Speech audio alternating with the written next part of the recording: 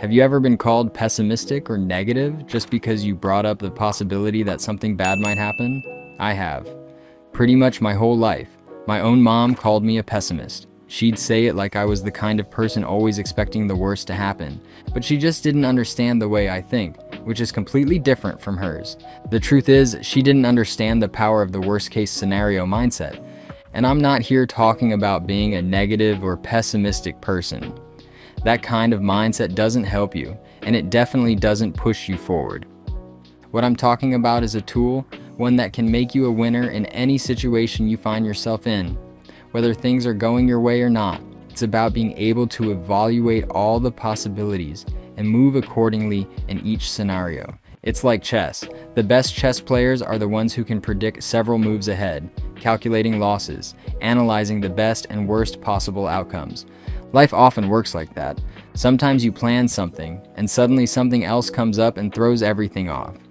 How do you react? Some people get stressed, others get anxious or sad, and a few are great at improvising. But there are people who already know what to do before it even happens. Why? Because they had already considered that it could happen. They calculated that possibility and thought of an alternative in advance. Of course, sometimes the problem is just that you went to buy Doritos and they were out, so you had to grab another snack. Obviously, I'm not talking about those kinds of situations. I'm talking about moments where relying solely on everything going perfectly isn't the smartest idea. Here's the thing, unexpected things happen. Would you agree? And if you already know that unexpected things happen, wouldn't you also agree that, in a way, they can be expected? See what I mean? You don't wait for things to go wrong and then react. You prepare beforehand for what could go wrong, and then you act. That's not being negative or pessimistic. Being negative or pessimistic is living in fear of the worst, or imagining problems that aren't even remotely realistic. Preparing for the worst is recognizing what could realistically go wrong, and how it might seriously affect you. In that case, it's actually wise to prepare. If it happens, you're ready. If it's not as bad as you imagined, you're extra ready. If it doesn't happen at all, you're still happy and at peace. See how that's completely different from being negative? Think of how many times something's happened in your life and you thought, ugh, I could have avoided that.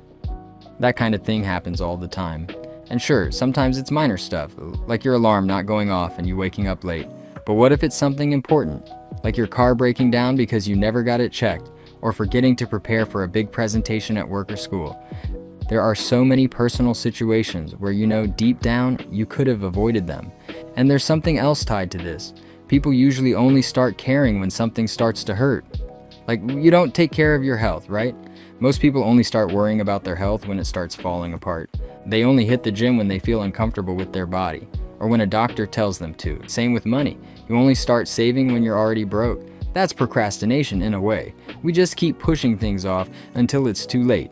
And that's a really unstable way to live. Not the fun kind of unstable that makes life adventurous and exciting. It's the kind of instability that puts you at real risk. The risk of ruin. You could end up in a bad spot and lose time trying to recover. And honestly, a lot of people don't recover. I'm not trying to lecture you here, but living with a little more responsibility actually makes life lighter and happier. It's not about being negative or scared. It's not about thinking the universe hates you and everything will go wrong. It's about being smart.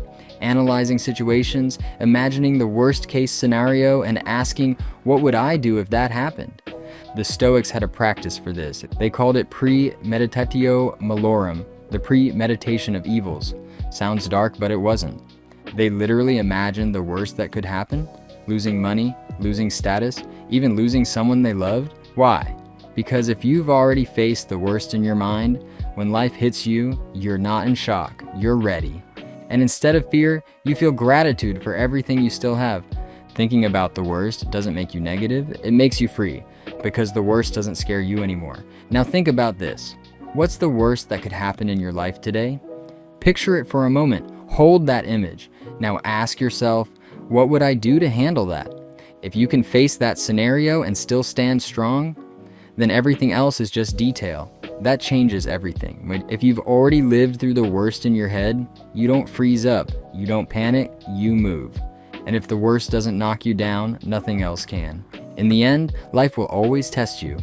It might be something small, like missing a bus, or something huge, like losing someone, a job, or a dream. The difference is in how you respond.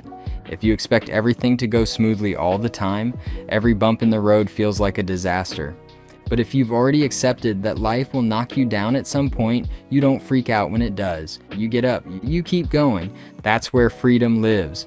Because think about it, if the worst doesn't scare you anymore, nothing does. You start acting with more clarity, more calm, without the anxiety of constantly hoping the universe is on your side. You stop being a slave to luck and start becoming the master of your choices. So if there's one thing I want you to take from this video, it's this. Don't wait for tragedy to wake you up. Don't wait for pain to push you into change. Don't wait to get hit by the worst before you finally move. Picture the worst now, look it in the face, and realize even then, you can keep going. If the worst doesn't knock you down, nothing will. And living with that mindset is kinda easy.